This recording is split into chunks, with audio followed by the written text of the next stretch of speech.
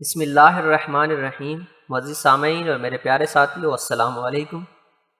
دجال کے حوالے سے چلنے والی ان ویڈیوز میں ہم آپ کو ایک بار پھر خوش آمدید کہتے ہیں۔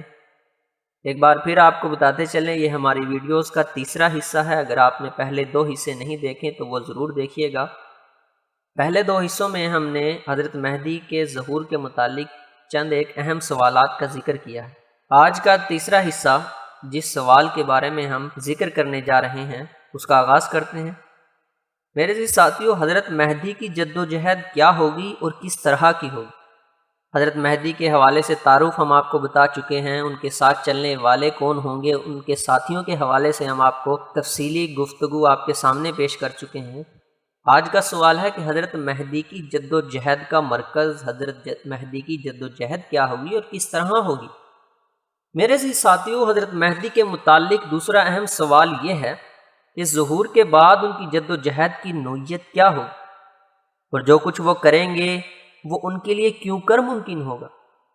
بیعت جہاد کے بعد قیام خلافت تک انہیں دنیا بھر کی ترقی یافتہ ترین طاقتوں سے جس قیامت خیز مار کا آرائی کا سامنا ہوگا، اس کی گرمی سے وہ کیوں کر سرخرو ہو کر نکلیں گے، جبکہ آج کی دنیا میں سیاسی، فکری، معاشی، عسکری غرض ہر سطح پر طاغوتی طاقتیں ناقابل شکست طور پر غالب نظر آ رہی ہیں۔ زمین پر اور سمندروں میں ان کی حکمرانی ہے، فضا اور خلا میں ان کی برتری کا شور ہے۔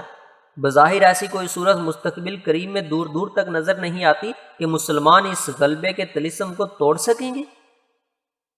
ایک ملٹی نیشنل کمپنی کا بجٹ کئی مسلم ملکوں سے زیادہ ہے۔ اتحاد بھی ان میں ایسا ہے کہ امریکہ اور روس آپس میں روایتی دشمنی اور بعض المشرکین کاملی مستاق ہوتے ہوئے بھی پاکستان کی مخالفت میں بغیر کسی کی ترغیب کے خود بخود اکٹھے ہو جاتے ہیں۔ پھر دوسروں کا تو کہنا ہی کیا، ان کا اتحاد تو وجود میں ہی دہشت گردی کے خاتمے اور عالمی حکومت کے قیام کے لیے آیا ہے۔ میرے عزیز ساتھیوں، دنیا بھر کی معیاری ترین یونیورسٹیاں مغرب میں ہیں۔ امریکہ میں 5758 یونیورسٹیاں ہیں، جبکہ پوری مسلم دنیا کے 57 ملکوں میں یونیورسٹیوں کی تعداد محض مجموعی تعداد صرف 500 ہے، اور پورے عالم اسلام میں ایک بھی یونیورسٹی ایسی نہیں جسے دنیا کی 500 ٹاپ یونیورسٹیوں میں شمار کیا جا سکے۔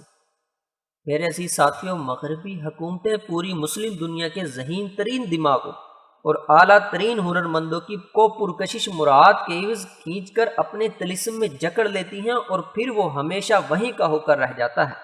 مسلمانوں کے ہاتھ فقط نااہل، مفاد پرست اور حب الوطنی سے عاری کچرا مال کی موجودہ بیوروکریسی کی شکل میں باقی رہ جاتا ہے، اور مسلمانوں میں نظم و ضبط، تعلیم و تربیت، اعلیٰ اخلاقیات، بلند نظری، اجتماعیت، صبر و تقوی، غرض یہ کہ ہر وہ چیز جو کسی انسانی گروہ کو قوم اور فتح گر کو فاتح بناتی ہے، ہر اس چیز کی ایک ایک کر کے کمی پائی جاتی ہے۔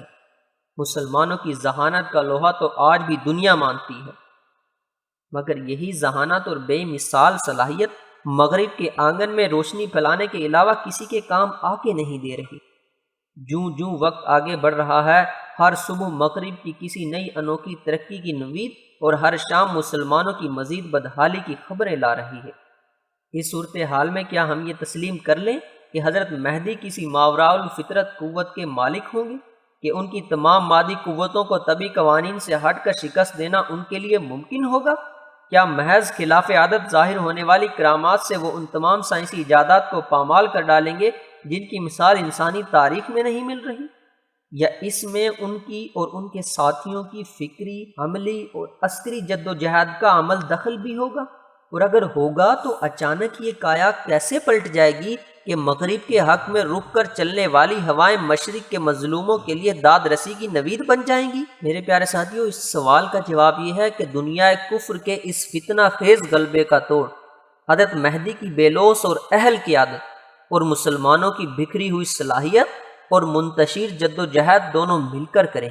اس میں شک نہیں کہ حضرت مہدی کے ہاتھ پر اللہ تعالیٰ کرامات کو بھی ظاہر فرمائے گا، لیکن ان کی جو سب سے بڑی کرامت ہوگی وہ یہ کہ جب وہ اپنے ساتھیوں کو گناہوں سے سچی توبہ کروا کر مٹی ہوئی سنتوں کو زندہ کریں گے تو اس کی برکت سے ان کے تمام ساتھیوں کو یکسوئی اور یک فکری نصیب ہو جائے گی۔ میرے پیارے ساتھیوں، ان سب کی سوچ ایک، فکر ہی نہیں انداز فکر بھی اور طرز عمل بھی ایک ہوگا۔ ان کے دل سے حسد و بغض، کینہ و عناد نکل جائے گا، وہ باہمی اختلافات اور امیر کی نافرمانی کی نحوست سے آزاد ہو جائیں گے۔ وہ جنہیں مرنے میں حضرت مہدی کی کامل اطاعت کریں گے اور موت کو سامنے دیکھ کر بھی منہ نہیں موڑیں گے۔ موت سے مراد تبھی موت ہی نہیں ہوتی، طبیعت کی موت بھی ہوتی ہے۔ یعنی بہت سے لوگ قربانیاں دے رہے ہیں، موت کو خوشی خوشی گلے لگا رہے ہیں، لیکن بات جب نفس کی موت کی آتی ہے تو وہ اس پر ویسا غلبہ نہیں پا سکتے جیسا کہ حضرت خالد بن ولید رضی اللہ تعالیٰ عنہ نے حضرت عمر رضی اللہ تعالیٰ عنہ کی اطاعت کرتے ہوئے اس نبوی تربیت کا مثالی مظاہرہ کیا تھا۔ حضرت مہدی کی بے نفسی اور اجتماعی مقصد کے حصول کی لگن، اور اس لگن میں فنائیت اس قدر واضح ہوگی کہ تمام روئے ارض کے صالح مسلمان اپنے آپ کو مٹا کر اپنا سب کچھ ان کو سونپ دیں گے اور ان پر ویسا اعتماد کریں گے جیسا کہ سلطان صلاح الدین ایوبی پر اس دور کے مسلمانوں نے کیا تھا۔ سبحان اللہ۔ میرے عزیز ساتھیوں، تاریخ کے طلباء پر یہ بات مخفی نہیں ہونی چاہیے کہ پورے یورپ کی متحد صلیبی افواج کے مقابلے میں سلطان کی اپنی فوج یعنی مصر و شام کی فوج کو اتنی زیادہ نہ تھی۔ البتہ مختلف علاقوں سے آئے ہوئے مجاہد قبائل جب ان کو دیکھتے کہ وہ میدان جنگ میں گھوڑے پر سوار ایک جانب سے دوسری جانب تک یوں چکر لگا رہے ہیں جیسے اکلوتے بچے کی ماں اس کی تلاش میں بلائی بلائی پھرتی ہے، آنکھوں میں آنسو ہیں اور زبان پر ایک ہی نعرہ ہے، اے مسلمانوں اسلام کی مدد کرو، اے مسلمانوں اسلام کی خبر لو۔ تو یہ قبائل جو اپنی عصبیت، سرکشی اور انفرادی مزاج میں مشہور تھے، سب کچھ چھوڑ چھاڑ کر سلطان کے ساتھ جینے مرنے کا عہد کر لیتے تھے۔ اور تاریخ گواہ ہے کہ سلطان کے پاس خرچ نہ ہوتا تو اپنے خرچ پر اپنے اسلحے سے جی جان سے میدان میں ڈٹے رہتے تھے، اور سلطان کا ساتھ چھوڑ کر جانے کو کفر سے زیادہ سخت آر والی بات سمجھتے تھے۔ ان کو یقین تھا کہ اگر شکست ہوئی تو سلطان ان کو چھوڑ کر بھاگے گا نہیں، اور اگر فتح ہوئی تو اس کے فوائد سلطان خود ہرگز نہیں سمیٹے گا، بلکہ یہ سارے ثمرات و نتائج اسلام کی جھولی میں جائیں گے۔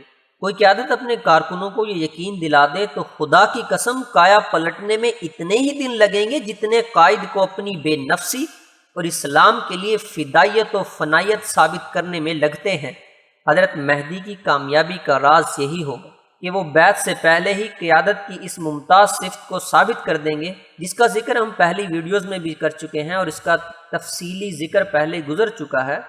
تب دنیا بھر میں بکھرے ہوئے قابل و لائق علماء، طلباء، مجاہدین، انجینئر، ڈاکٹر، پروفیسر، سائنسدان، سرمایہ دار، انتظام کے ماہر، عسکریت سے واقف، غرض یہ کہ مختلف مہارتوں کے حامل افراد اپنا سب کچھ اسلام کی خاطر ان کے قدموں میں ڈال دیں گے اور دل سے ان کی کامل اطاعت کرتے ہوئے اپنے آپ کی، اپنی انا کی، اپنی خواہشات اور مزاجوں کی انفرادیت کی مکمل نفی کر ڈالیں گے۔ یہ وہ یادگار منظر اور وہ مبارک روحانی کیفیت ہوگی جو بدر سے پہلے صحابہ کرام رضی اللہ تعالیٰ عنہم سے مشورے کے دوران آسمان نے دیکھی، جس نے حطین کے مارکہ سے قبل ایوبی کی آنکھیں ٹھنڈی کی تھی، اور جسے نیٹو اور نان نیٹو ممالک کا اتحاد آج آنکھوں سے دیکھ رہا ہے، اور جسے دنیا ایک بار پھر بالآخر آخری مارکے سے قبل دیکھے، اور جب دیکھے گی تو سارے سٹائل اور ہیرو شپ، ساری چوکڑیاں، اڑن کھٹولیاں، ساری پروازیں بھول جائے گی۔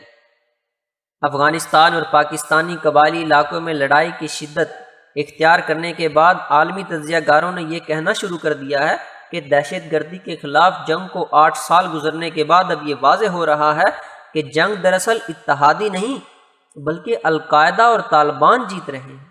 اسی تناظر میں یورپ کے کئی اعلیٰ عہدیداروں نے القاعدہ کے ساتھ امن معاہدوں کے لیے راہ ہموار کرنا شروع کر دی ہے۔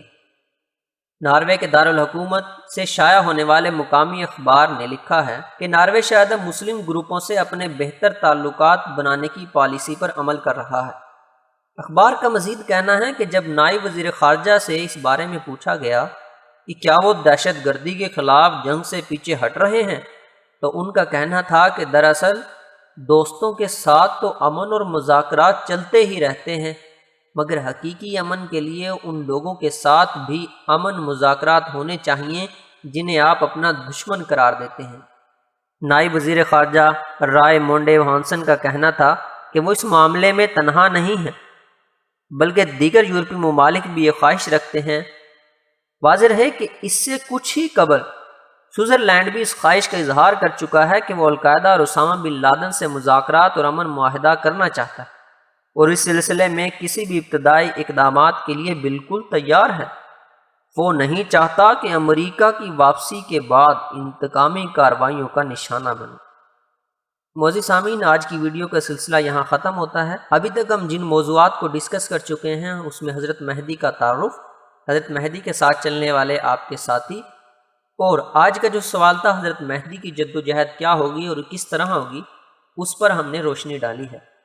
ایک بار پھر آپ کو یہ بات یاد دلاتا چلوں کہ جیسا کہ ہم نے پہلی ویڈیوز میں آپ سے ذکر کیا کہ جو ہم آپ کے سامنے پیش کریں گے وہ تصدیق شدہ اور شک و شبہ سے آزاد ہو۔ اگر آپ کو پھر بھی کسی قسم کے شک و شبہ کی گنجائش ہو اور آپ کسی قسم کا ثبوت چاہتے ہوں کسی بھی مواد سے متعلق، کسی بھی معلومات سے متعلق، تو آپ ہمیں ای میل کر سکتے ہیں۔ ہم آپ کو تسلی بخش جواب دینے کی بھرپور کوشش کریں گے، اور ہماری بھی کوشش یہی ہے کہ آپ کے سامنے جو بات بھی پیش کی جائے وہ سچائی پر مبنی ہو۔